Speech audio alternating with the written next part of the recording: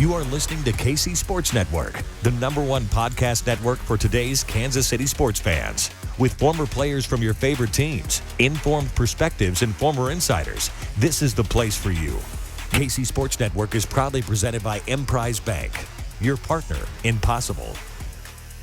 Well, welcome into another Three-Mod Pod. I am John Kurtz. I'm joined, as always, by Cole Manbeck, former beat writer from the Manhattan Mercury, and Derek Young of K-State Online.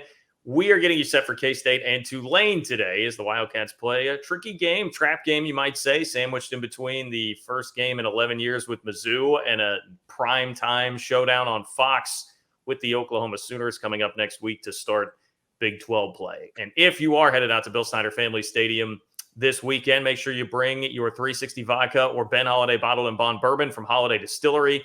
Check it out, 2 o'clock kickoff, so you got plenty of time, I feel like, to get a couple pops in you before you go into the game. Or if you're going to be chilling back, just watching at home, kicking back, watching some of the games the rest of the day on college football too, obviously that is perfect as well. But Holiday Distillery has been a great supporter of the podcast. K-State people, check out that Ben Holiday Bottled and Bond Bourbon or 360 vodka. And make sure that you rock the Charlie Hustle if you are going to the game or even just chilling back. If you're going to be in KC, make sure you rock the Charlie Hustle around town and let people know.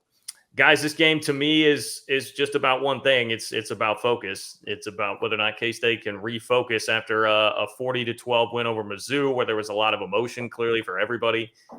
Even Deuce Vaughn, who was obviously very fired up and seemed to be fired up about the fact that they found that picture in the Missouri locker room of don't let number 22 beat you. I mean, we don't even see – Deuce does not give a lot of insight into emotion like that very often. And when Deuce is fired up about wanting to beat you and taking things personally, I think it tells you where the team's head was at for that game. And primetime against Oklahoma, I don't even need to tell you about the motivations there. But now you have this game against 2-0 Tulane, which has been a bowl program basically under Willie Fritz outside of last year. Can you actually come in and make sure that you take care of what you need to do to set up a monster game against Oklahoma? Yeah, it's going to be difficult for Kansas State. It's clear that they expended a lot of emotional energy into last week's game, even if it was competitive for maybe 5 minutes. But it was definitely a lot of emotional energy expended. I think we saw more of that than ever from Felix Anudike-Uzomah on the football field. You alluded to Deuce Vaughn, Coach Kleiman even. Yeah. Seemed like he had a little extra juice to this one too, and then it meant a little extra to him because of it. And countless other players, right? So a lot of emotional energy expended and probably a lot of joy, even more than typical after the game. How long did that last? Well, maybe we'll find out on this Saturday as well. And it's hard not to be anxious just to get to the following week. I mean, just human nature, natural instincts. You just kind of want to get past the Tulane game so you can build the excitement for what the Big 12 slate's going to be, a potential memorable season for Kansas State. And it gets to start in prime time on Fox. You get, some of the best announcers, one of the best stadiums, right? I mean, everyone knows the Oklahoma Stadium. You're playing against a brand name and you get the best time slot on a national network. It's hard not to look ahead. This team is mature enough that they'll be able to handle it, I think, but a slow start wouldn't surprise me. It's about taking care of business for Kansas State and coming ready to play, and I would not be surprised at a slow start either, DY, just given the circumstances. I'm sure the K-State coaching staff is reminding the players about the game in Norman last year when Tulane went down there and had the football with a couple minutes left in play with a chance to win down 5 and only lost that game 40-35. And this is a respectable program. Willie Fritz is a respectable head coach. This is his 7th year there, and I think last year was really an outlier type season. John, you mentioned they're typically a bowl team. They went to 3 consecutive bowls prior to last season. If you remember the circumstances of last year, the hurricane. Tulane spent a month, the first month of the season, living in Birmingham, Alabama, away from home. So I feel like that played a significant factor probably in that 2-10 season. They've got a lot of experience. They've got a lot of transfers that they brought in from Power 5 institutions on this team, and they have a veteran quarterback who's talented and veteran receivers. So they're going to present a test. They've definitely got some talent on this team. So there's a reason that line's moving. Completely overhauled their offensive staff, too. I read that they only kept the tight end coach from last year. So they made some big changes. And yes, you're right about the line. I mean, last week we were looking at the line and saying, all right, it starts out pretty high, like K-State -9, 9.5. Obviously, Vegas thinks pretty highly of K-State's chances to win the game here. This one opened up as high as 20, but really 19 a lot of places, and now you're seeing it more like 14, 14.5. That's a considerable amount of movement pretty fast, and Vegas, typically knows what they are doing. So not that is gospel, but, people seem to think that Tulane is going to be pretty tricky in this game for K-State, and a fairly low-scoring game looking at the over-under as well. Yeah, I think this week, if you want to kind of look into the diagnostics of the line, I think Vegas still feels very highly on Kansas State, or the sports books. I guess we say Vegas. I don't know. It's the sports books. Whatever. Yeah, it still feels very highly on the Wildcats. They opened up as, like you said, as high as 20 in many places. The ones that weren't, I think, are the bettors. Really. I mean, that's a lot of money on one team to move the line almost an entire touchdown. So, obviously, the sports books think more highly of Kansas State in this particular contest than the majority of the bettors, because all the money seems to be on Tulane for that to be that kind of movement. I think it probably is over exaggerated now because so much money came in on Kansas State or on Tulane that I would probably like to middle it somewhere. If you got Tulane plus 20 and then Kansas State minus 14, you probably can win both of those. Yeah, I think that's fair. Yeah, that's I've been there before, DY, so have tried that on occasion. So, look, when the season came out, we did our season prediction show. I thought this would probably be a 14 to 17 point game because it is kind of that sandwich game between Missouri and then Oklahoma. And now the circumstances of the Oklahoma game are even higher with it being a primetime kick. So, I think that spread is about right. I think 14 to 17 points. If Kansas State wins a game by that margin, I think you feel decent. And Tulane, I think, feels pretty good about themselves, too. Now, they've played nobody through the first 2 weeks of the season, but they've won by a combined 94-10 score. So, I think even though it's UMass and Alcorn State, they're going to come in with more confidence than they would have had it been game one, perhaps, after a 2-10 season last year. And, I'll just throw this in, too. The fact that we got the news that it was going to be a primetime game against Oklahoma, I think, as exciting as that is, probably doesn't help here, right? Because if it's Oklahoma, okay, that's one thing. K-State's played a lot of 11 a.m. kicks there, but the fact that it's going to be a night game on Fox, national audience, chance to really bust down. I mean, we talk about 2012 vibes.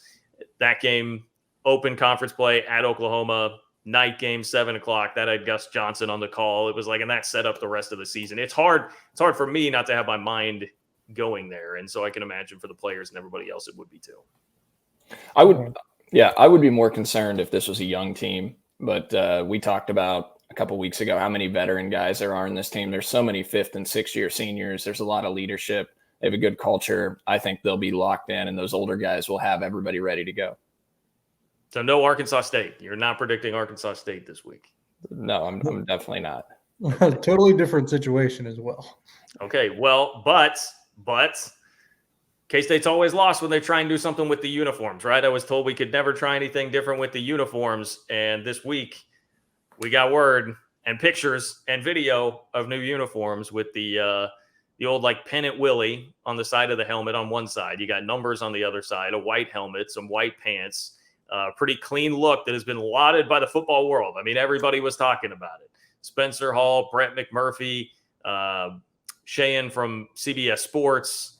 God, every account that's out of Reddit College Football is every major college football account was tweeting about how awesome they were. So you got a bunch of free publicity. The kids and the players obviously are going to like it. Recruits notice it. You got everything you could possibly have wanted out of this rollout for the uniform. So kudos to K-State on that. They did an excellent job with it.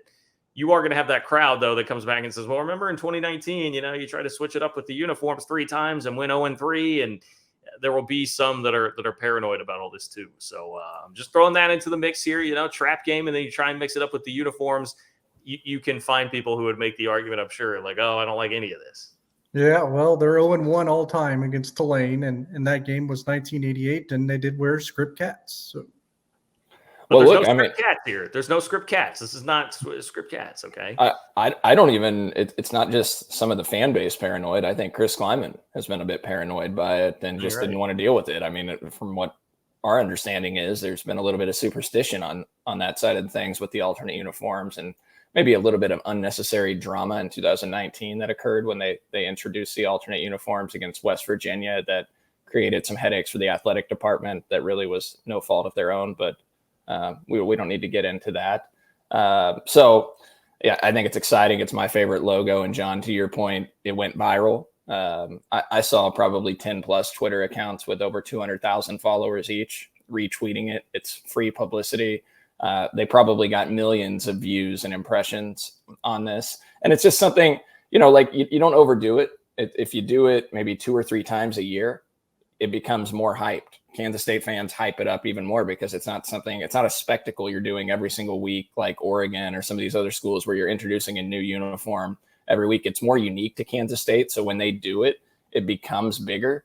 And so I think in the future, moving forward, if they could just do this 2-3 times a year, it goes viral and it keeps them cool with recruits. It at least shows kids that you're willing to do some unique things that makes Kansas State more attractive when it comes to recruiting. I agree. I also like with the helmet that they went with no stripe. I actually think that's almost makes it a little bit sharper.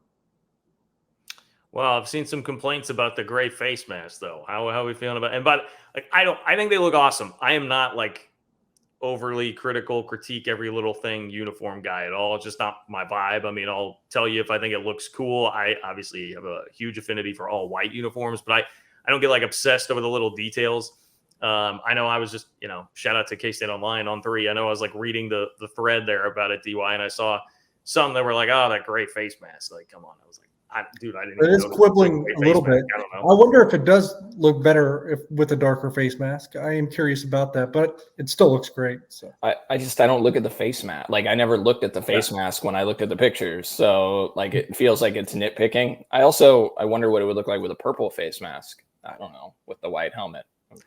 Well, you better find some all black uniforms somewhere because Avery Johnson was tweeting about all this yesterday. By the way, he says he wants the all black. He wants the blackout unis. And he's going to have to have a conversation. Gene Taylor wants. That's not. I was going to say he's going to have a conversation with Gene Taylor, a little heart to heart there. I think. I'm sure Matt Campbell saw it and just called Avery. You say all black? I mean, that's our new school color in Ames. That's exactly. I was like, put him on transfer alert to Iowa State if the black uniforms are what really matters there. To be honest, just my personal preference, I don't like all blacks. Not anymore, anyway. I just think it's not as cool anymore. Like it became a fad at one point, and now so many schools have done it. It's just overplayed. Same reason why I don't want the chrome. Yeah, I mean, I am personally not a huge fan of the all black uniforms. I also, if they did it, I would just applaud the fact that they're doing it and trying to do something new and switching it up. And I would appreciate that fact. So I wouldn't hammer them for it. But yeah, I'm not the biggest fan of them anymore these days. But isn't the point here? The point is that like Avery Johnson was excited about it and tweeting about it and being a part of this conversation, right? I mean, is it Mike Stanley that does all the uniform mock-ups and Avery was interacting with those tweets? Like, I think that kind of proves the point here as to why you do this. Yep. The final headline here is what's happening in Lincoln, Nebraska, which I can't remember if we touched on or talked about at all in the podcast earlier this week. Scott Frost has been fired. Breaking news. He was not very good. It is actually, I heard this the other day, October 6th was the last time Nebraska beat an FBS opponent. So it's been almost a year since Nebraska has beaten an FBS opponent. And I mean, they're probably going to lose this week to Oklahoma, you would think. So then that streak would go on to basically where we're getting like a week away from a full calendar year since Nebraska's beaten an FBS opponent. I got one note on that too, because they just lost to Georgia Southern, which precipitated Scott Frost firing. Georgia Southern is an 11-point underdog this week against UAB. Oh boy. UAB, fairly respectable program, but yes, fair enough. Fair enough. Yeah, it was not good. That was not good. I mean, I've gotten to the point. I tweeted this and I'm serious. I was watching the end of the Georgia Southern game and I was like, it used to be I would take great joy in watching those Nebraska games happen. But I feel like I have some fatigue with it. I'm just like, I I've seen it 100 times. I mean, over the last 4 years, I've seen this 100 times. I know this movie front to back, and it's getting kind of old. And I was literally just like, I don't know, even just piling on them even more feels a little, it's just lost some of its luster. It's like still making Nickelback jokes right now. Like, yeah, it was great, 10, 15 years ago to make fun of Nickelback. Now it's just kind of like, all right, yeah, I mean, they're Nickelback. Like, everybody kind of thinks they suck. We've decided that. Nebraska, it's like, yeah, I mean, they are terrible. Like a program, like they're awful, and we've all kind of made every single joke. So it was like, okay, of course they're going to fire him, but we've gotten everything we can out of the Scott Frost content machine, basically, at this point. So you've moved on to Notre Dame and Texas A&M and laughing at them. Yeah, I mean, well, I've got plenty of laughing to go around. I actually, just before I hopped on today, I saw on Twitter somebody, I think it was Tom Chattel, who's like he's like a legend around Nebraska, a guy that would cover the team forever. He wrote a book, I guess, when Frost came back in 2018, and the last page of the book was like a looking into the future, like these fake blurbs about what was happening. And there was one that was Dateline like 2028 about Frost just wrapped up his third Big Ten championship. And like somebody was at the podium talking about like, oh, you see these schools from the SEC, but look at us. Like, we can absolutely win a national championship. And like, yeah, I know. I see his face. And it was just like, oh boy. So, I mean, yeah, I can still make fun of that. I can still very much make fun of that. I still very much enjoy watching him lose. I take great pride in that. The only thing I was torn on, John, was I didn't really want Scott Frost to get fired. I would love to watch them just flame in mediocrity and below average football for years. So I was kind of hoping they would go like 7-5, where they would be on the teetering brink of maybe bringing him back or not. But I don't even know if 7-5 would have got him back. But yeah, it's just funny because Kirk Herbstreit picked them to win the Big Ten West on College Game Day, and they're out of a football coach in Game 3. And I mean, I tweeted before when he made that prediction before they lost to Northwestern, I was mocking it. And then DY tried to come to defense, and the schedule for Nebraska is so light. I mean, that justification still exists. It does. To be fair, right. Buckeye on Buckeye. Nebraska hasn't beaten an FBS opponent in a year, and DY's over here. Oh, they'll take care of business. Sorry, just a little Buckeye bias, DY. A little Buckeye bias. I don't even think you typically be the last person to defend Kirk Herbstreit, but I would have thought when your like toughest game is Iowa, you got a shot.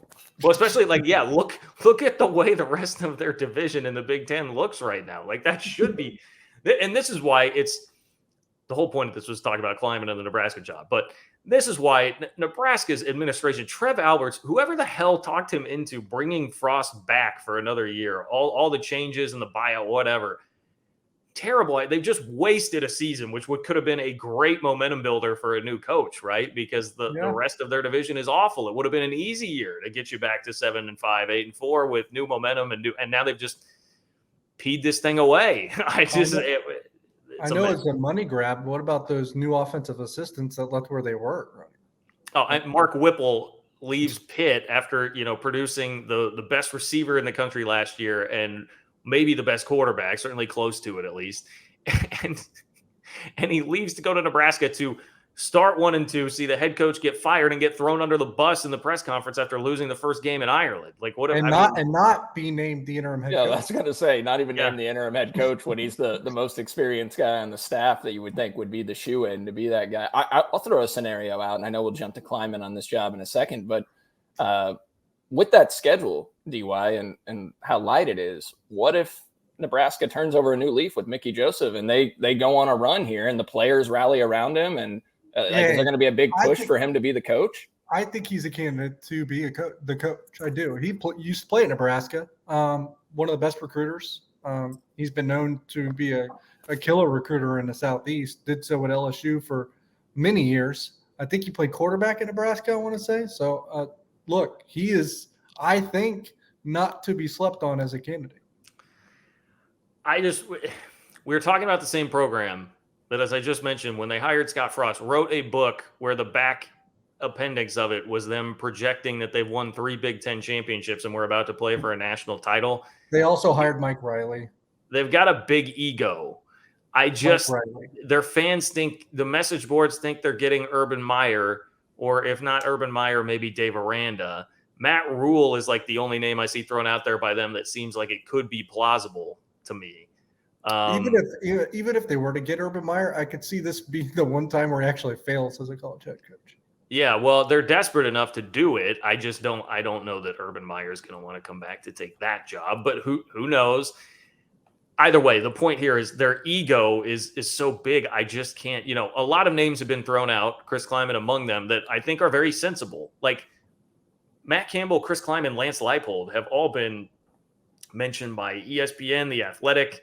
I think all three would win too, to be honest. And that's exactly it. Like that is the kind of coach that I think Nebraska needs, and they need to humble themselves and humble their expectation because, I saw Shayan Jayariah from CBS Sports asked earlier this week, like, what kind of program should Nebraska have at this? Well, what should they aspire to? And I said, highest of hopes, Bo Pelini's program without the tirades.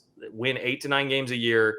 It's going to change now because divisions are not going to be a thing. So it'll be tougher to just make the Big Ten championship game because you can't just win the West. But like 8 or 9 games a year, basically be like K-State, maybe a half step above K-State, but do it in the Big Ten. And I think those 3 coaches could all get you there. But Nebraska is still stuck in fantasy land where it's 2028, Dateline 2028. We just won 3 straight Big Ten championships and are about to pummel Alabama for a national championship. You can't get out of their own way with the ego. So that's where, Kleiman has been mentioned again by multiple people. Pat Forty, I listened to him on the Yahoo Sports college football podcast, and he was he was like Kleiman, Leipold, and Campbell, like those guys. That's where I would start. I don't worry about it too much from a K-State standpoint, first and foremost, because I don't think Nebraska they're going to look at that and be like, well, this guy's winning 8 games a year at K-State. Like, why do we want that? We don't need that. We're Nebraska. So I really don't worry about it too much.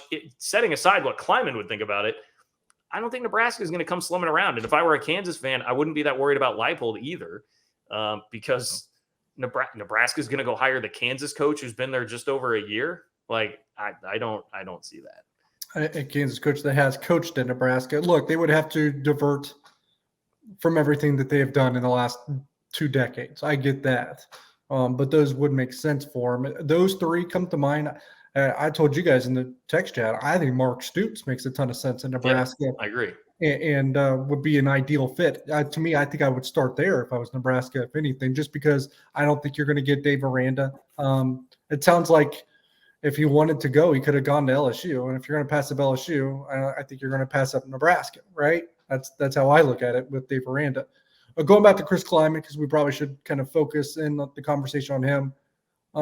He was asked about it at the press conference by Tim Fitzgerald of Good Power Cat, and he said Gene Taylor. Gene's my guy. So he made it clear that didn't come out and say it, but it was definitely a very strong inference. As long as Gene Taylor is at Kansas State, Chris Klieman's going to be the head coach of Kansas State. Well, here, let's play the audio. Here's the audio of what Chris Klieman had to say when he was asked about being linked to the Nebraska opening. For starters, Scott Frost is a friend of mine. I hate to see it because that's part of the profession. I don't know what's going on at Nebraska or what has gone on. I've talked to Scott a few times during his time there, but I really like it here at Kansas State. I love our players, love our guys, and pretty simple for me. I can just say one name, and that's Gene Taylor. Gene's my guy. Okay, so I felt like that was, maybe not just an outright like I will never take the job denial, but it was pretty strong. That was a pretty strong response to it. I think it's probably as strong as you're going to get from Chris Klieman too. Remember when he was flirting with the Kansas State job as North Dakota State head coach? There was nothing even similar to that. He was a very transparent guy. So if there's any peeking going around, I almost think he's almost going to be brutally honest. Well, the other part of it too, when we talk about Gene Taylor, Derek, I know, and Cole, you can speak to this too. Obviously that relationship is strong, but it's not just the relationship. It's like the freedom that accompanies that. When you're that tight with the AD, it's allowed Kleiman to kind of fit this around what he really wants to do, which seemingly is just coach football. Yeah, his role is exactly what he gets to pick it to be. Like if he doesn't want to do some of the ancillary stuff around the program, engagement opportunities, I think he kind of has the freedom and the liberty to send someone like Van Malone or Taylor Bratt instead. At places like Nebraska, I don't think you have that luxury. That's exactly right. Yeah, that's a big part of it, that he's got more freedom at Kansas State to do more of what he wants. And that really is to focus on coaching his guys. He doesn't want to get involved and engaged as much in some of those outside opportunities. Not to say that he won't do it, but kind of similar to Bill Snyder in a sense, just very focused on he wants to win games and he wants to be around his players. So that's really his focus. And I've always had the impression that as long as Gene Taylor was here as the AD, Chris Klieman will be here, and I think that'll be the case. I don't think Kansas State fans have to sweat losing Chris Klieman. I think he only wants, to put it lightly, he only wants to play coach. He also doesn't want to play fundraiser, politician. He'd rather the other people do that. I'd be more worried about Kirk Ferentz continuing to fart around with Brian Ferentz as his offensive coordinator and scoring 4 points a game. Like I don't that job coming open would worry me a lot more than Nebraska would. I guess I would put it that way. Because you could, am I off on that? Do you feel the same way? Would you be more worried about that? Or are you still not worried about that at all? I'm not. I think it's a Gene Taylor thing. For Coach I think it's that. And I also think Chris Klieman maybe wants to coach 4 or 5 more years. And that's just me speculating, but I don't know if he would want to go start over at a new job to coach. Yeah, the start over part is probably important. And he's approaching 60. He probably feels like this is the last job. And he's got a recruiting class that he's worked hard to build coming in. Now, I know next year is going to be a bit of a rebuilding year probably, but they put a lot of effort into this 2023 recruiting class. So for him to leave that and then have to start over on the recruiting trail for a new class, I don't see it. Yeah. All right. Well, we'll see what happens with the Nebraska job. I think there's a ton of intrigue about it because of so many Big 12. I mean, like half the Big 12 coaches have been linked there. I've seen message board posts from Nebraska, like people wanting Mike Gundy, which I don't know, that fit seems so off. I cannot imagine Mike Gundy. That'd be worse than Bo Pelini, man. Yeah, I don't that one's weird. Now the CBS Sports Dennis Dodd reported, this was his report, that he had multiple sources telling him that Matt Campbell is legitimately interested in the job. That would seem to make a ton of sense. Like if I were Nebraska and I were looking at the 3 coaches there, Leipold, Kleiman, Campbell, Campbell to me would be the one that would make I think would be like the surest, safest bet. Yes, obviously much younger. And I think as much as I joke about him 7-5, I think he could be a 9-3 coach at Nebraska for sure. Yeah, I can see that. But here's my thing with Matt Campbell, and probably put a bow on this too. The fact that we always keep hearing, he's interested in this, he's interested in that. At what point do we say he's just putting these out to just try to build up his folklore even more names? Yeah. Well, and it's worked. He's done a really good job with that. He floating his name for jobs and answering phone calls, like answering the call of TCU last year. He's done a really good job of elevating New York Jets. Yeah. Surprised he hasn't gotten a multi-million-dollar raise after their thrilling 10-7 victory over the Hawkeyes. Hey, first win in 6 years over the arch rival. Dominant. It was a beauty. It was great. It was it's exactly what the Newt Rockneys of the world had in mind when they were. There's going to be an Iowa State pod that comes after us after this episode. We have invited the Iowa State guys to come on with us, and I've been met with silence. We're hoping if they do hear. Well, I thought it sounded like maybe before the Iowa State game. I did. I suggested it. I haven't heard back, so I'm sure they're busy. I'm hoping we can get on with them. I'm not throwing shade. It would be fun to do. So I hope Cyclone Fanatic, please don't. Hear from them. Not throwing shade. You just tore down their big win over the arch rival last week. Sorry. I've been a little bit sidetracked by this Pat 40 article. Would you rather have Adrian Martinez or Hunter Deckers? For this year? Yeah. Adrian Martinez. Did you guys see Hunter Deckers floating ball after ball out there? He had 3 or 4 interceptions. I mean, the guy doesn't look like he has the strongest arm. But I don't know. He made some nice conversions on 3rd down. I'd still take Adrian. You're just trolling me into baiting Iowa State fans to where they're going to hear this. Someone is going to tip the Cyclone Fanatic guys off, and they're going to go at us again. That's all That's what you're doing. You think Cyclone Fanatic still feels good about K-State finishing 7th in the Big 12? I don't know. They probably have Iowa State, I believe so. Just checking in, temperature gauge on that. Hey, John, Pat 40, our pal, a Missouri grad, just came out with an article, college football's most and least picturesque stadiums, and has Bill Snyder Family Stadium as a dump. What? Yeah. So if UK State fans listening want to go at Pat 40, who's adult, anyways, here's what he has. This podcast is off the rails, man. What the? This is not a Tulane preview. He has it as a dump. Bill Snyder Family Stadium. It's in the Little Apple, which is a bad place to start. And the castle-like structure added onto one side only reinforces the fact that the rest of the stadium is quite ordinary. That sounds like a Mizzou fan that just lost to Kansas State. Man, well, I really like listening to their podcast. Oh boy, that's you like listening to their. I think Pat Forty's it. Well, he's a class. Well, it's mainly Dan Wetzel. I like Dan Wetzel. Yeah, and I like Dan Wetzel. It's too bad 40's on with him. Ross Dellinger's on now too, and he's pretty good too. I like Ross. Well, I just tweeted 40 asking him when was the last time he came to Manhattan. So the war is on. Let's invite him to the pod. We should have Brett McMurphy on. We should. This is off the rails. Can we get? Yes. Okay. All right, Derek. You did an interview with Deuce Vaughn. Derek talked to Deuce Vaughn again this week. You know, if there's one guy that can remain focused and get us on the rails, it is Deuce. So here is Derek's conversation with the one and only Deuce Vaughn. Derek Young with the 3-Mall conversation of the week again. Deuce Vaughn, a return guest. We had you a couple of weeks ago. Yes, sir. That was before the season started. How do you feel after 2 weeks? A little sore, but that's football. I'm feeling good, ready to go, motivated, excited for this next game. I know when we talked, we almost said, how hard is it not to peak at Missouri when you guys were getting ready to play South Dakota? Kind of the same situation. How hard is it not to peak at Oklahoma with Tulane on the schedule? It's actually not hard at all.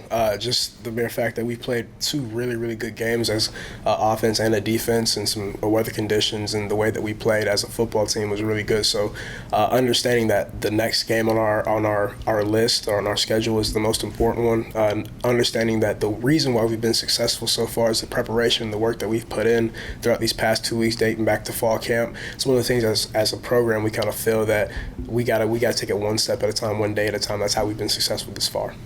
Coach Kleiman kind of raved about you guys when we spoke to him earlier today, and that he doesn't really have to remind you guys to do that at this point. Mm-hmm. Maybe in other teams in the past, you kind of got to put that in their ear, put that in their head, and that you can't look ahead. Is just the maturity level and leadership on this team just on another level right now that he's kind of just confident to put it in your hands? Yes, sir. 100%. I mean, it's funny because whenever I first got here, the culture that Coach Kleiman said he wanted to build, I've seen it being built. And, man, it's gotten to a point where we feel really good about it now. I mean, we have leaders in every single room, from quarterback to running back to tight end to in the offensive line, the wide receiver group, and they kind of understand, everybody understands that this is the way that we do things, and this is the way that we're going to be successful this year and for years to come. So to have that blueprint established and to say this is how we get things done, to do it every single day, it's really, really exciting.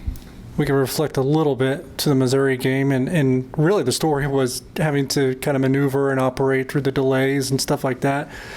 Coach Kleiman said it helps being the home team in those situations, probably because you have more resources at your disposal, but probably that maturity kind of goes into it too, because it didn't really look like you guys flinched at all. At all. It was one of those things where we had talked about it the night before. There was going to be rain. It was probably going to be a little bit of lightning, but it's how we attack it, how we attack that adversity, and whoever does is going to win that football game.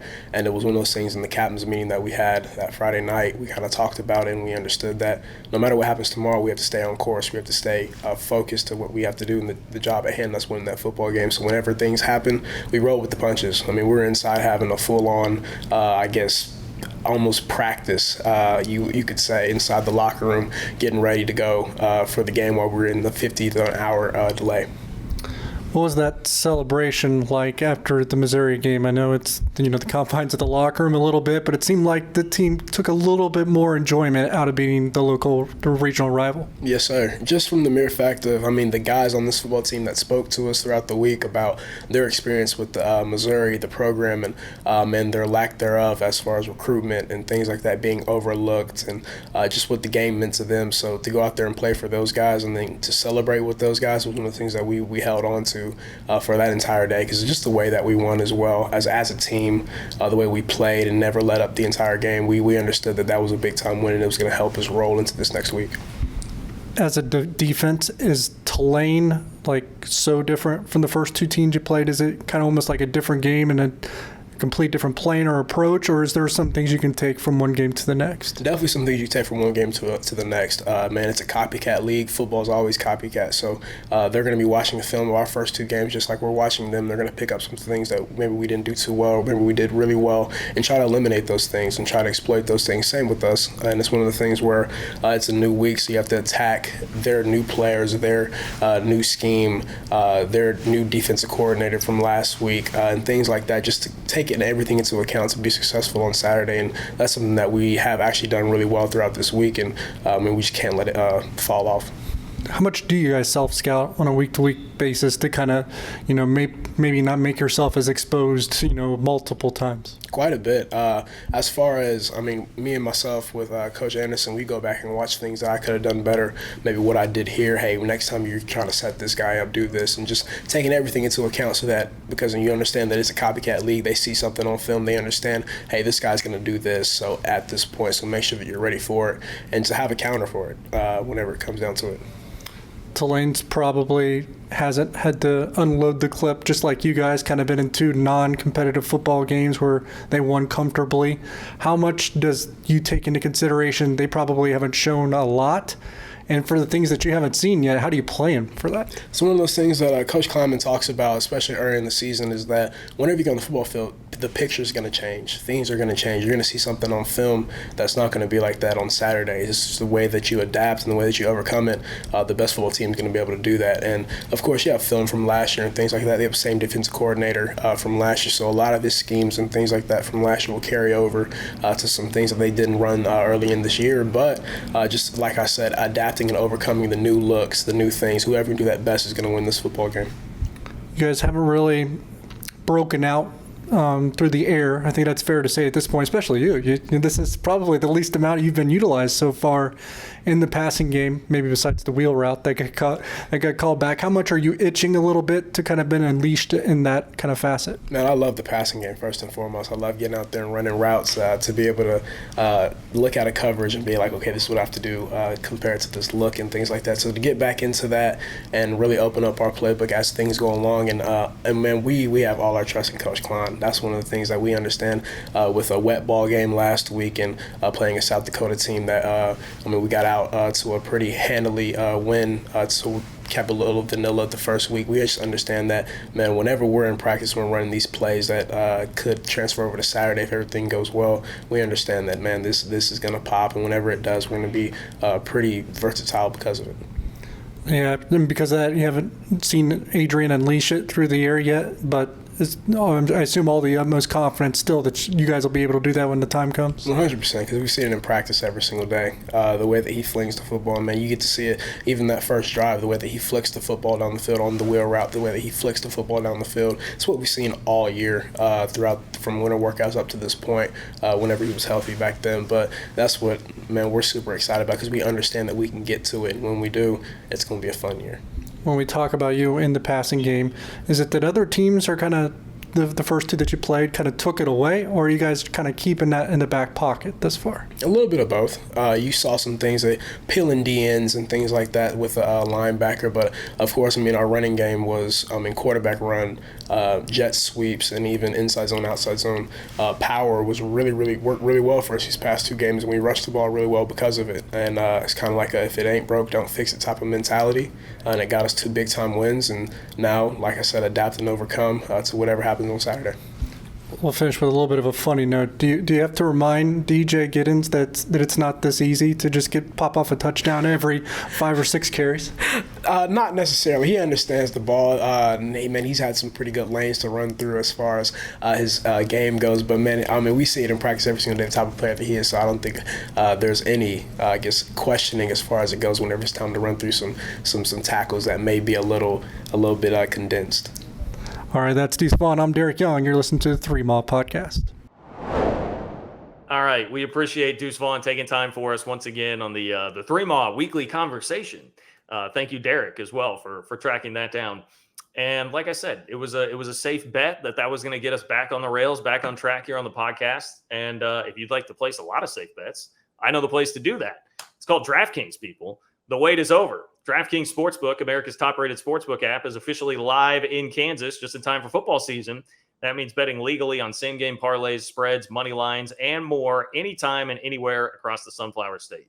To celebrate, DraftKings is giving new Kansas customers a can't-miss offer. Bet just $5 on anything and get $200 in free bets instantly. Download the DraftKings Sportsbook app now and use promo code KCSN to get $200 in free bets instantly when you place a $5 bet on anything. That's code KCSN only at DraftKings Sportsbook, America's top-rated sportsbook. Gambling problem? Getting help is your best bet. Call 800-522-4700. 21 plus, physically present in Kansas. Eligibility restrictions apply. Bonus issued as free bets. One early win token issued at opt-in. Money line bets only.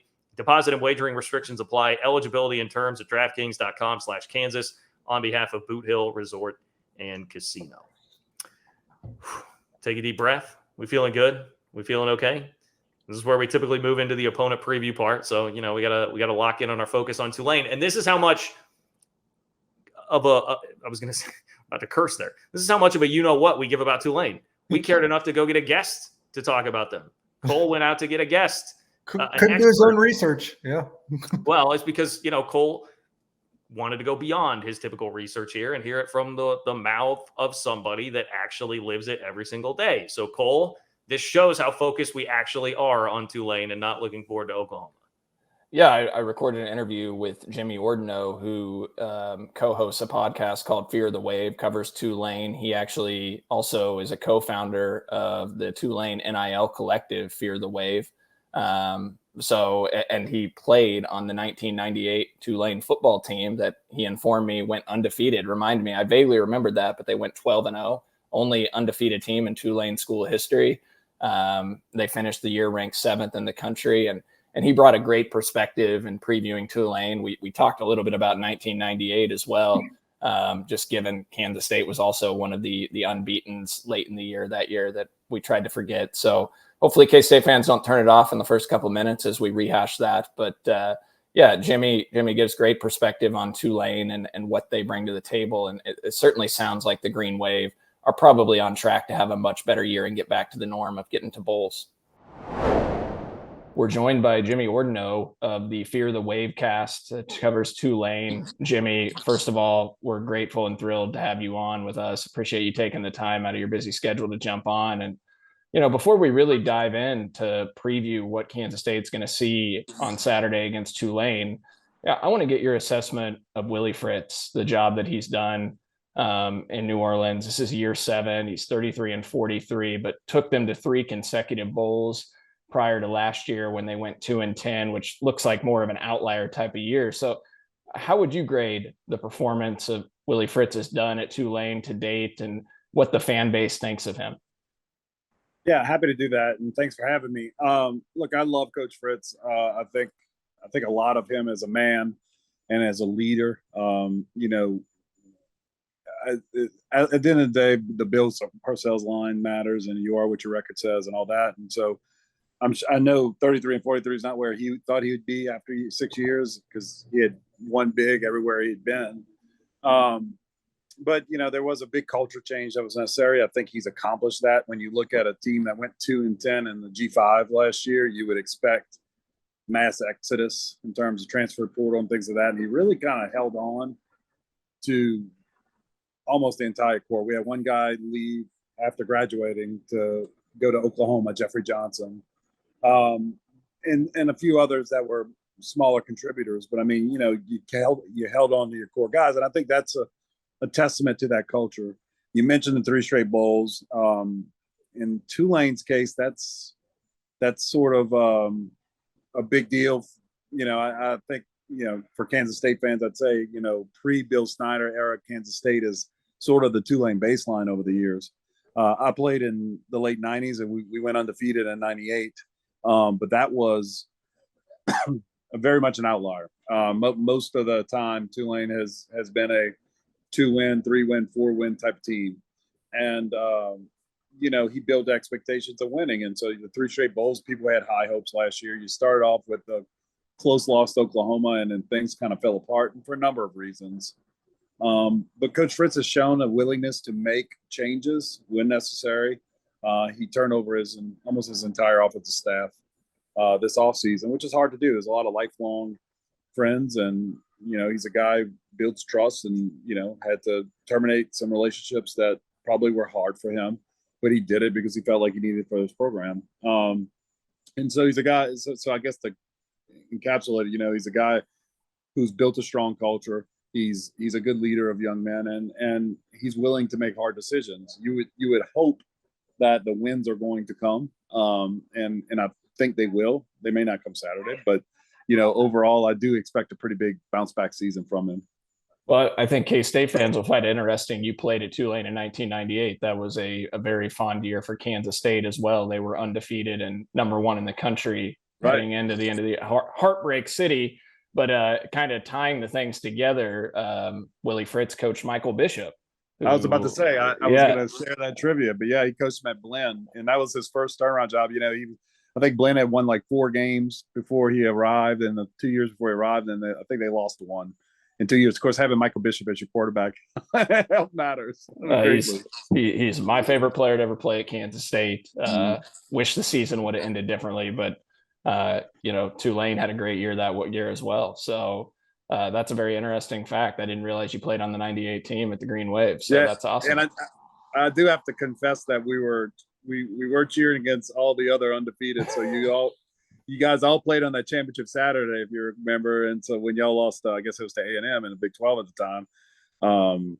Mississippi State, I think, played Tennessee, but Tennessee won. But then UCLA had the makeup game from a hurricane against Miami, and Miami upset them. Yeah. And so 2 of the 3 the big school undefeateds went down. The Tennessee held on, and so we were one of 2 undefeateds. We were glued to that Miami game. Edger and James ran wild on UCLA and Cade McNown. So that brings back memories of what that day was like. I wish I could forget the end of that day, because it was everything went Kansas State's way until they blew that 15-point lead. I'm sure Kansas State fans don't want to hear us rehash that. No, I'm sorry. PTSD. I'm the one that brought it up. It's my fault.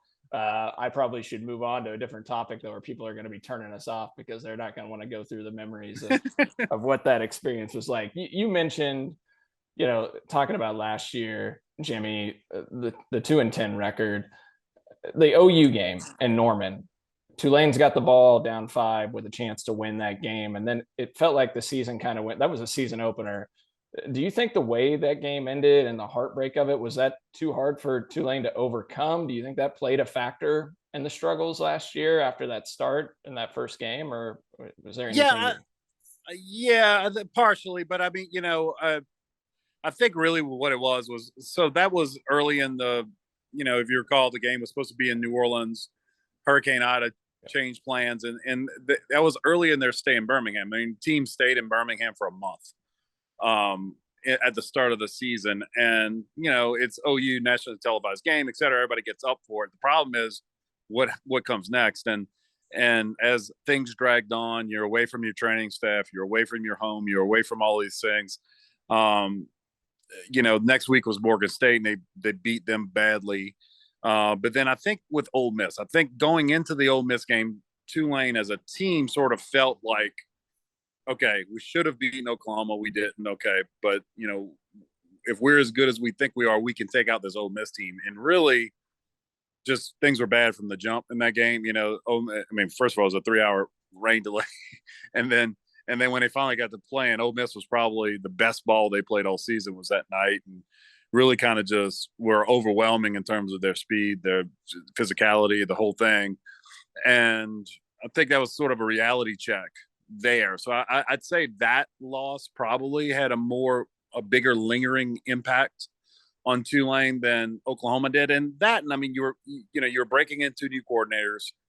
The defense, by all accounts, which was really good in the second half of last season, was really struggled early to mid-season. After that Ole Miss game, I mean, they got run all over by UAB in a non-conference game, and then ECU ran all over them. And we had beaten ECU several years in a row.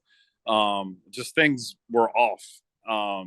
And as a number of factors, injuries certainly played a part of it. Michael Pratt was playing through a lot of injuries, 3 separate ones. He played, but his backup quarterback was knocked out for the season in that Ole Miss game. And so he kind of gutted it out. And I really think that was sort of it, a lack of identity in terms of the new coordinators, not a great fit on the offensive side.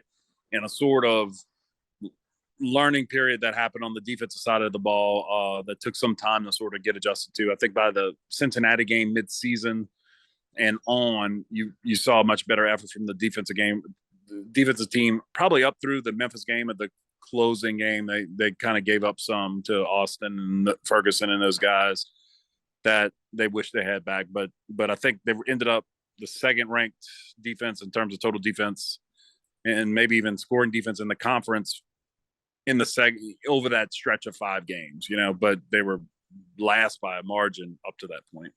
Yep. Well, that's good information. Let's touch base on this year's team now. Tulane's 2-0, played UMass and Alcorn State. I know there's not a lot to take from those games, just like Kansas State with the South Dakota victory, and then also the weather game against Missouri where K-State dominated the Tigers. But, again, is it more about Missouri and how poorly they played, or more about Kansas State? I think it's a combination of both. Yeah, this Tulane game, I think, has caught the eye of a lot of Kansas State fans just because, you look at the betting line, started out around close to 20, dropped really quickly down to around 14.5, 15. And it kind of has the feel, look, Tulane is a respectable program, kind of has the feel of a trap game. Fans were very excited about playing Missouri for the first time in 11 years since they left the Big 12. Oklahoma, road game, primetime kick at 7 p.m. on Fox the next Saturday. It's kind of that sandwich game scenario, and Tulane is a team that could certainly come in. They just saw it last year when they went to Norman and what they almost did. So curious for your perspective on what you think the ceiling of this year's team is, what you've seen so far from this roster. It looks like they've made some changes. I know they've got a new offensive coordinator in Jim Sabota, and looks like maybe they've shifted to more of an RPO, throwing the ball a little bit more. I'm just curious on the offensive side of the ball, what you see there so far. Yeah, I've really liked what I've seen from Coach Sabota, and by the way, all your points are tried. The sandwich game is a big factor, I think, on that betting line. It's more of a betting thing, by the way. I always see that letdown coming off of a big win, beating the breaks off of Missouri.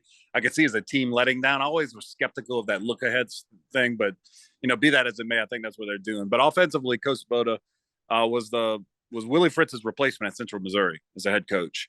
And he was a sitting Division II head coach at that program, had a really good program there. And Coach Fritz brought him in to be the OC, brought I believe his Wayne State head coach, Coach McMenamin, who was Coach Swoboda's OC at Central Missouri right before that. He's now the receiver coach.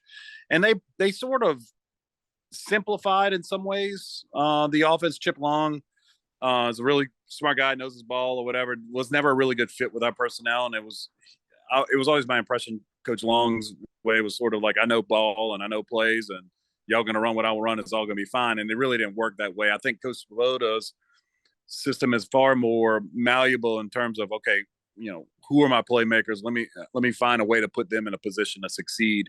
I've been impressed again, through 2 games against weak competition though. So you don't really know how it's going to look against a team as good as K-State, who, by the way, in my mind is probably better this year than Oklahoma was last year as a team. Just because of the physicality that you bring to the table. And so what I don't know is Coach Swoboda's offense, a lot of outside zone. It's a lot of play action, good route concepts and so forth. I mean, finds ways to get those playmakers open, get them in space. We're headlined by Tajay Spears, probably our most talented skill guy, a running back who only played about 5 snaps last game to kind of keep him fresh for this week probably. But, can Michael Pratt look as impressive as he's looked these last 2 weeks? He's shown some growth, but can he look that impressive against a team that's really physical up front? Can this newly revamped offensive line give him the time to do what he needs to do? And can those guys get open? I mean, K-State 4 picks last week. All of that sort of speaks to the much stiffer challenge that lies ahead. And we don't know. I mean, frankly, those 2 games don't tell us a whole bunch about whether they've arrived as an offense, but all signs thus far have been good. Yeah, let's touch base on that offensive line a little bit, because in the past, the few handful of games that I've watched of Tulane the last couple of years, I've felt like I've watched Michael Pratt getting hit a lot. and banged up and limping around. And I felt bad for the kid because, seems like a warrior that was playing through a lot of pain and injuries.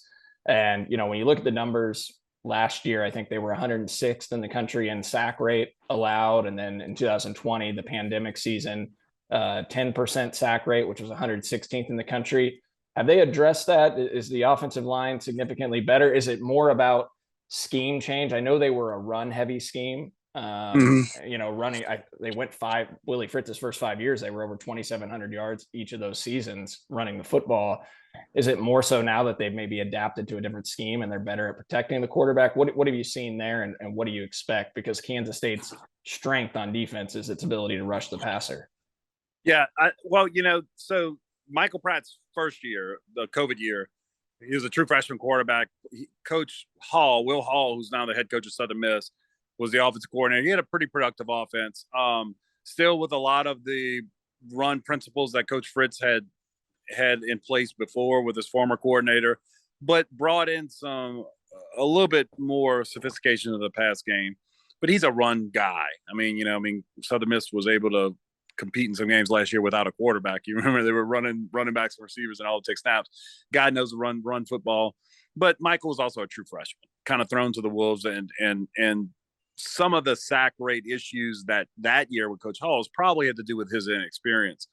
Last year, there was a lot of, just like I said, sort of a lack of fit with what Coach Long was trying to do.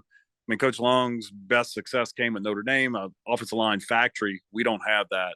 And I think there's a lot of 5-man protections, a lot of situations that left him vulnerable, not helping guys, a freshman on one side, a guy recovering from a patella tear on the other at tackle, not helping them with the elite speed rush.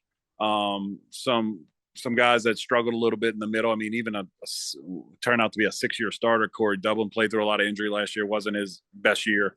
And so you sort of didn't, I don't think, adjusted to the circumstances there well enough. And so you were asking a lot from those 5 guys. You were asking them to do things that maybe they were not equipped to do. I think what we see thus far, again, through these 2 games with Coach Boda, is an effort to sort of make their lives easier with some of the play action slides and things like that they're doing. And sort of recognizing that, you do need to help at times, the offensive line. It can't just be a 5-man protection, a lot of stuff. So you see some 6, 7-man protections, and not that they needed it that much against those 2 teams. And that's why I'm really interested to see. But personnel wise, you return an all conference level center and Sincere Haynesworth, a 3rd or 4th year starting left tackle, Joey Claybrook, who's moving a lot better. He looks healthy now. 6'7" kid who's been beat by speed before, but he's a veteran. He's seen it all and understands how to, manage pass rush. He's played against Ole Miss and Auburn and some of these other teams. But 2 transfer guards are in there now. Kanan Ray came over from Colorado. He was a part-time starter there. And then Prince Pines is really impressed so far. Prince started a few games at Baylor, I believe, then ended up at Sam Houston State. He was a starter at Sam Houston, and then came to Tulane. Really big guy, moves pretty well for a big guy. And then the right tackle is a young guy with some talent, but, played through injury last year, played through inexperience. We're hoping to see a big leap forward from him, Rashad Green. And so this is the litmus test, man. Cole, we're going to see you're playing one of the best defensive lines in the country, and or at least defensive fronts in the country, I should say. Pass rush, a real plus pass rush team, and I don't know if they're going to hold up or not. Frankly, I hope they do, but we're going to find out a lot about ourselves on Saturday. Yeah. Felix Anudike-Uzomah, I'm sure Tulane knows all about him from watching the film. Big 12 preseason defensive player of the year that will often line up over the right tackle. They lined him up over the left tackle against Missouri quite a bit as well. So he'll certainly present a test for that offensive line. And then Eli Huggins on the interior. Kansas State's got some depth on the D line, probably the most depth they've been up front in a little while. And certainly the defense has played really well to start the year. Yeah, the receiver room. I think I heard you mention, Jimmy, or maybe it was one of your co-hosts on the Fear the Wavecast, that this is the deepest the wide receiver room has been in a long time. Who are some names that Kansas State fans need to look out for in there, and maybe just speak to the strength of that room this season. Sure. And everything's based on is all relative, right? So we're coming from a place where we didn't have a lot of receiving talent probably since Darnell Mooney left campus. But Deuce Watts is a returner who's a big body guy who has done some good things in the past. He's back. But the other returner who is really exciting, longtime guy, is Jaquan Jackson, a local guy who really was banged up all last year and is healthy again. He's explosive. He's a plus. He's sort of a pre-season all-conference returner type last year. They've done a lot in the return game, some things in the pass game. He's sort of shown some flashes already this year that he's back to his Jaquan is. And this early last year, ahead of his game last week, real smart receiver, crisp routes, more speed than you think, smooth guy, gets open. Shea is a really good player. But then two transfers, Lawrence Keys from Notre Dame and Dede McDougal from Missouri, bring a lot in terms of speed, athleticism. Lawrence Keys in particular seems to have been featured, trying to get the ball in his hands. He's done some really nice things. He's a local product, actually. And Dede was a high school teammate of Michael Pratt's. And both of them have sort of flashed some stuff. And there's some young guys, too, but those are sort of the primary guys. We did lose one guy to injury. And there's a pretty talented tight end in Tyreek James who's done some things in his career, good pass catcher, who's also a threat in the pass game. Yeah, I noticed Tyreek James, 6'2", 245-pound senior entering his fifth year that's had over 1,000 yards in his career. So definitely a guy to watch out for as well for the Kansas State defense. On the defensive side of the ball, obviously, I enjoyed watching Patrick Johnson and Cam Sample a couple years ago. They're now both in the NFL, defensive ends, very talented pass rushers. What's Tulane like defensively? Pass defense, what are some of the strengths or what have you seen there? I know it's been Alcorn State and UMass. Everything is relative, like you said, but what do you anticipate that defense looking like this season? We're led by the two guys in the middle, the two off-ball linebackers, and Nick Anderson and Dorian Williams. Dorian's sort of an NFL sort of build guy, sideline to sideline. Nick's a little short. That'll hurt him on the next level, but a great leader and a great player. I mean, he's got all the other tools that they would look for. He'll make a roster. He's that kind of guy. But, he's probably 5'11". But those two guys lead us. Now, they will at times get in packages where they're rushing the quarterback. For the most part, though, they're off-ball guys. Darius Hodges was really disruptive last year at defensive end, or joker, I guess. It's basically a 4-2-5 front, although it's played with a 3 down lineman and a joker. Darius led the AAC in tackles for loss last year. And then there's some other guys there. We did suffer a big injury up front. Adonis Freelou's probably our most prototypical nose tackle, one tech type, run stopping type, local guy, tore his ACL in the last practice before the first game of the season. That's a big loss. A TCU transfer, Patrick Jenkins, they expect big things from him. He looked dominant in limited snaps last week, and hopefully he'll make some plays. But, to me, he and most of the other interior guys in my mind are more of your one gap, sort of almost 3-tech types that trying to penetrate, get upfield, maybe not as much occupying the combo blocks and really kind of stunting your block scheme as much as Adonis would. So that's a concern. On the back end, a veteran, Macon Clark, really has moved back to more of a nickel role from free safety and has been a big playmaker so far this year. He seems to have matured as a player. He's grown. He's gotten bigger, and he just seems more explosive out there. You got Jaden Kennedy, who was a all freshman, all American freshman type, according to some publications last year at corner. He's a really good player. Larry Brooks is another good safety. Lummy Young, a transfer from Duke, is a good safety. So there's some talent there on the front end. A K-State transfer, Lance Robinson, has been good. That's right. So far. That's right.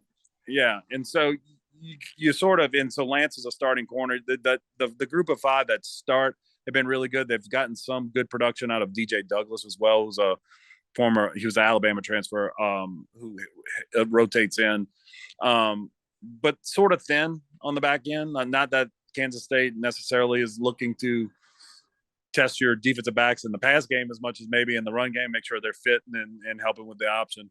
That'll be a challenge, but I do have some concerns of our ability up front to be as physical as necessary to take on your rushing attack. Yeah.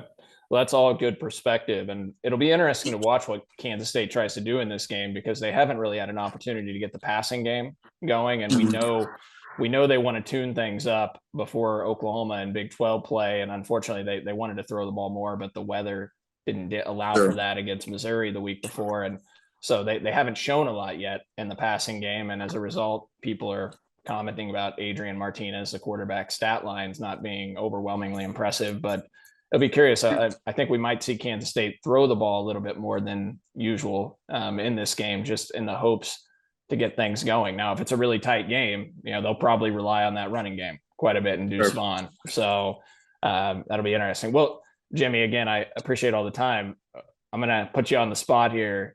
Do you have a score prediction for me? Yeah, and you did warm me. I think it's one of these harder head things. I'll say heart 28-27, although my head probably says something like 31-20 Kansas State. So I'll say 28-27 in my heart in favor of Tulane, but I'll give you the edge in my head. Jimmy, I'm really hoping it's not 28-27, or I'm going to have a lot of heartburn on. I don't have a lot of interest in a 1-point game, to be honest. I'm not ready for that quite yet. But look, best of luck to Tulane. We'll be rooting for the Green Wave this season. Hope they do well and have a successful year. What do you have a record prediction for Tulane on the year? Again, I know it's hard. Yeah, it's always hard to go through the schedule because things happen that you don't think, and then things, and vice versa. But I looked at it. I do think 8-4 is the most likely reasonably optimistic result. I could certainly see a 6 or 7 win season, but I'm hoping they get to 8. 9 would take a lot of work. That would take knocking off either you or Cincinnati or Houston and UCF, and then also taking care of the rest with SMU and some other good teams. So in Memphis, look, the American still has, with those 3 teams still in for now, it's a pretty rough slate. We don't get Navy, we don't get Temple, right? And so it is what it is. And while Houston and Cincinnati don't play each other, but So it's tough, but I think, I do expect big things. So I'll say 7-5, but I'm hoping 8-4 is in the cards, and I'll wish for 9-3. Well, hey, I hope Tulane goes 11-1 with every win except Kansas State. All right. So sounds great. All right. Well, thanks again. That's Jimmy Ordnoe from the Fear the Wavecast, providing perspective on the Kansas State Tulane game from the Tulane angle. Thanks, Jimmy. Thank you, Cole. Appreciate being here. All right. We appreciate it. Many thanks to our guest. Many thanks to Cole for tracking that one down to get the lowdown on Tulane. Wow, DY, bring that back. You got a Tulane helmet? Yeah, they have nice uniforms too. I think the uniform combo in this game is going to be pretty nuts. Well, we didn't even cover that angle in the uniform conversation, right? That's probably a part of it. K-State didn't want to be outdone. Yeah. Tulane's always looking clean and fresh, man. For real. Tulane's uniforms are awesome.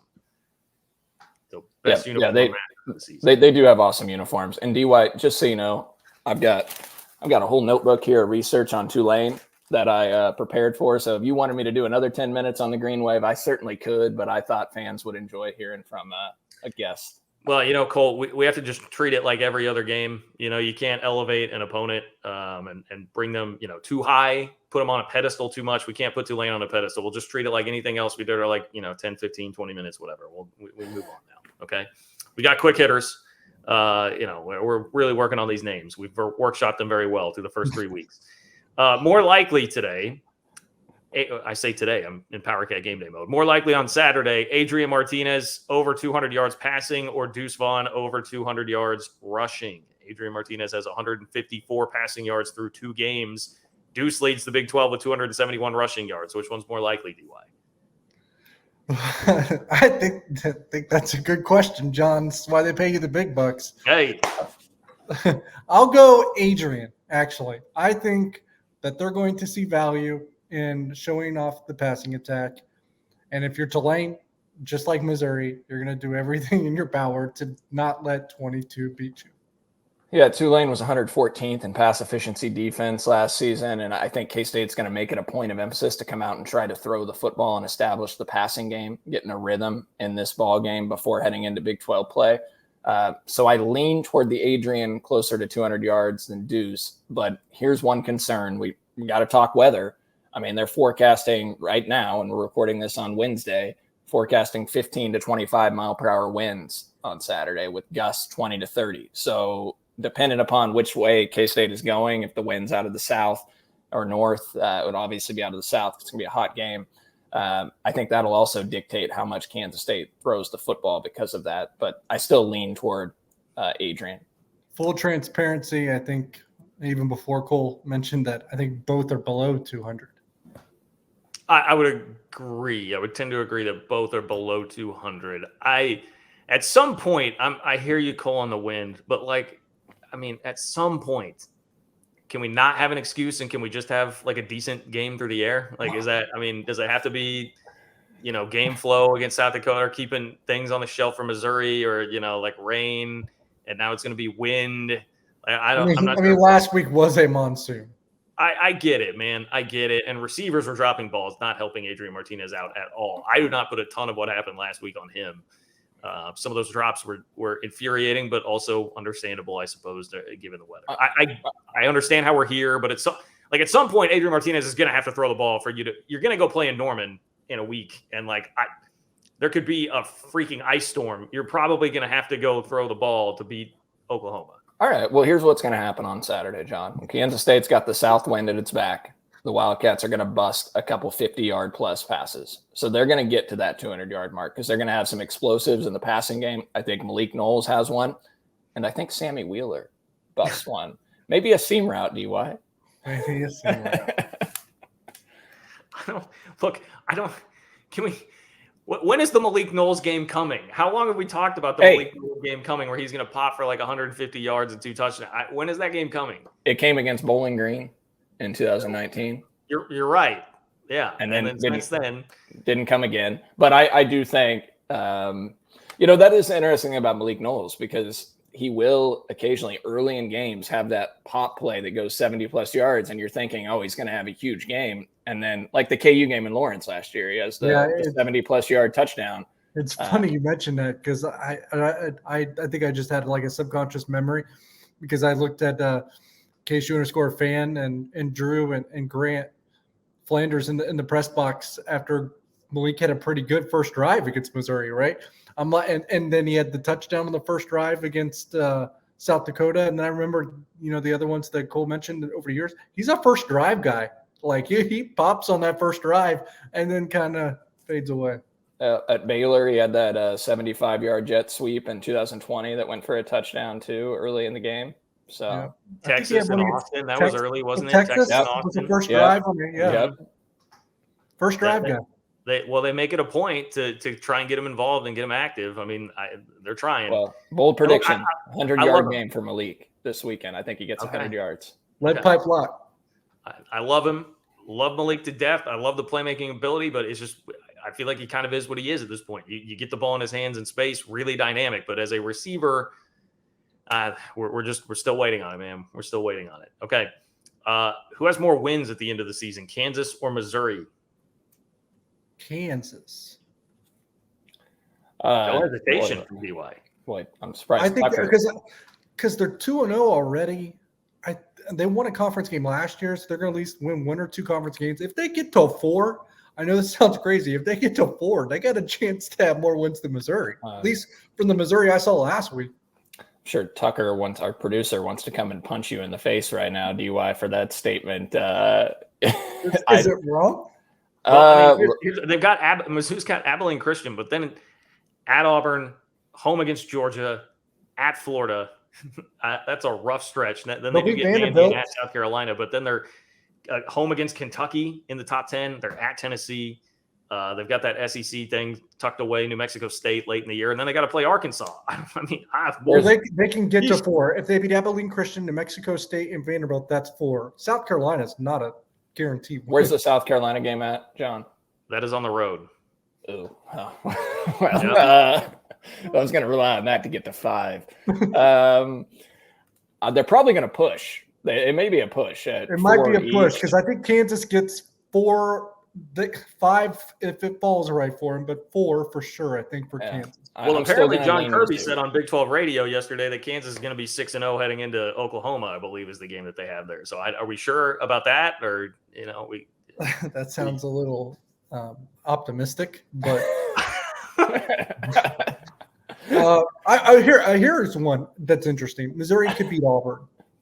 Auburn could be a disaster. They could. No, you're right. Absolutely. Auburn is a disaster. Yeah, they are a disaster. They nearly lost to San Jose State. So you're right. I think I'm going to take Missouri to win more than Kansas. You need them to beat Auburn or South Carolina, though, I think. And I think they will. There you go, Tucker. I'm with you. I do not think Missouri will play as poorly as they played in Manhattan the rest of the season.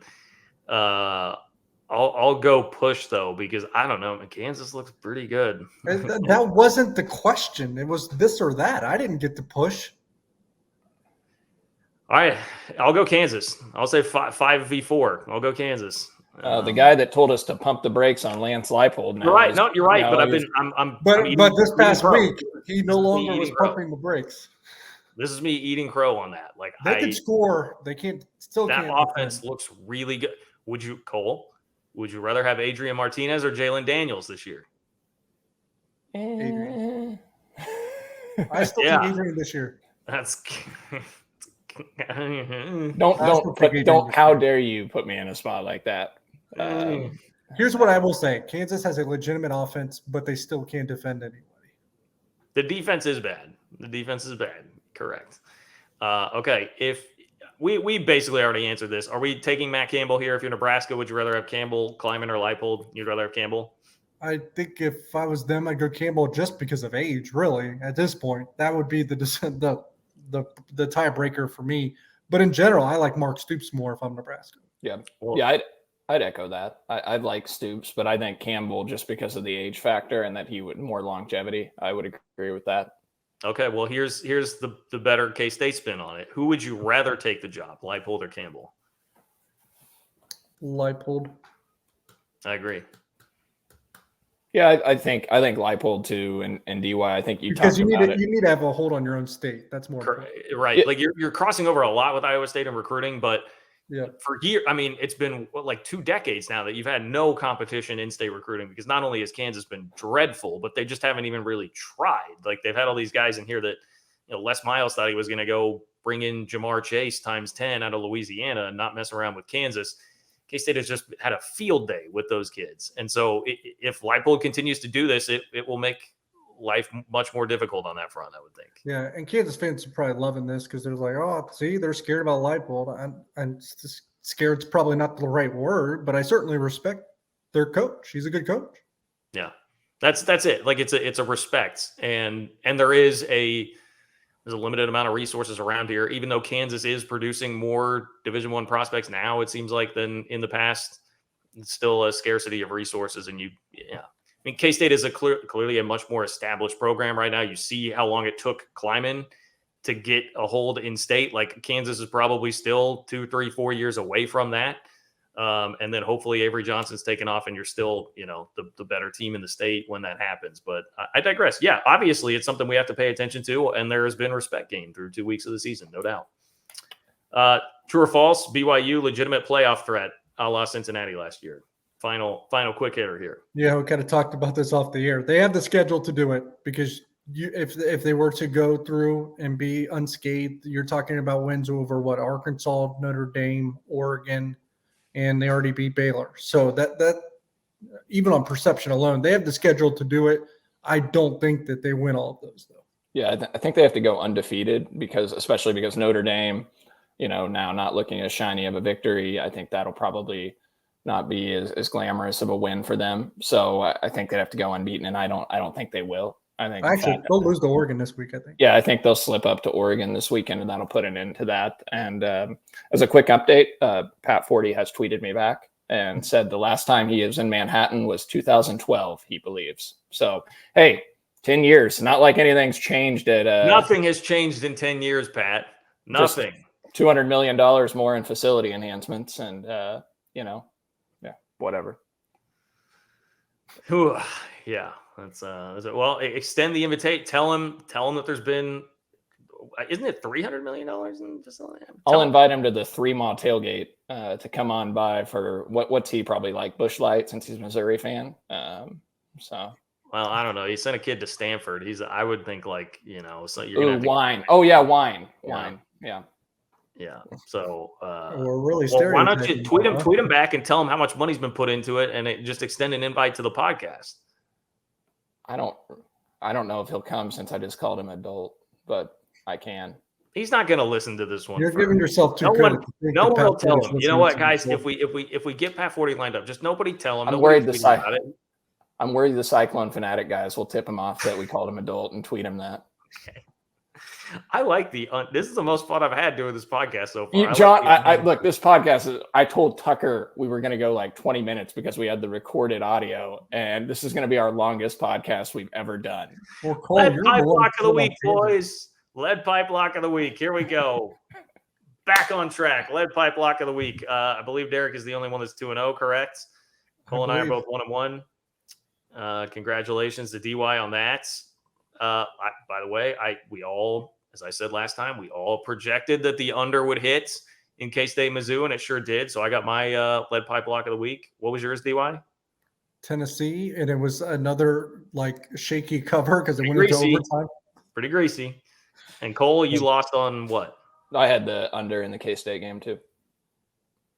That is not correct. You lost on what? I had Iowa -3.5. Oh, that's right. That's right. Well, speak of the devil, my lead pipe block of the week. Nevada is a 23-point underdog at Iowa this week. Now, Iowa has scored a grand total of 14 points through 2 weeks with one offensive touchdown that was set up by a blocked punt. Spencer Petras is starting this week. I saw that. Again, they are not changing quarterbacks. Brian Ferentz, despite the trolling on Cameo, it still appears to be Iowa's offensive coordinator. How are they scoring 23 points? And then Nevada gets the opportunity to score a little bit there too. Nevada is historically bad this year, I will say. Okay. It seemed like a lot of points with the Iowa offense. I realize that their defense is good, and this is probably like a sucker bet that to bring in. I think it's a sucker bet. I think you're going to get had there. Yeah, I don't care. I don't care. Iowa is so bad that I'm just throwing it all in here. I'm gonna take Nevada plus 23 lock of the week.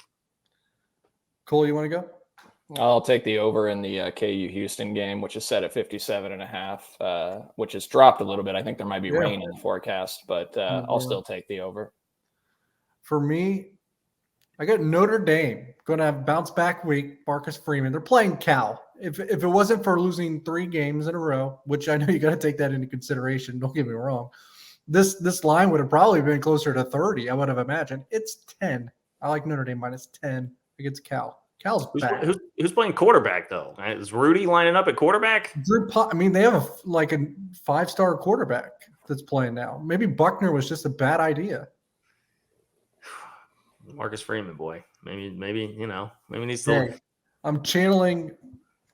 Hey, go Notre Dame this week. Little more coaching, little less recreating scenes from The Hangover. The Fighting Joe Ottings. Let's go. Yeah, that's one way to frame what Notre Dame is. Prediction time. I'm going to say 33-17 Cats. 33-17 Cats. I got 31-13. I'll take K-State 34, Tulane 14. It's all about the same. Yep. Yeah, we're all in the same sort of ballpark. And pretty close there to what the over-under is. I think I was seeing like 46, 47 for the over-under, depending on where you look. So like I'm at 50. We're all kind of in that ballpark. So you just got to watch for the backdoor late lane TD cover, I think. Yeah. Who would ever try and tack on cheap points late in a game? Specifically using timeouts to do. I don't think anybody would ever do that, DY. So I don't think we really need to worry. Willie Fritz is a man of principle and respect. It's probably the same guy that I think called his fans losers, essentially. All right. This has been a completely unhinged episode. I hope you enjoyed it as much as I did, because this is my favorite episode of the podcast that we've done. So until next time, enjoy the game on Saturday, and we'll talk to you hopefully about a top 25 matchup coming up with the Oklahoma Sooners next on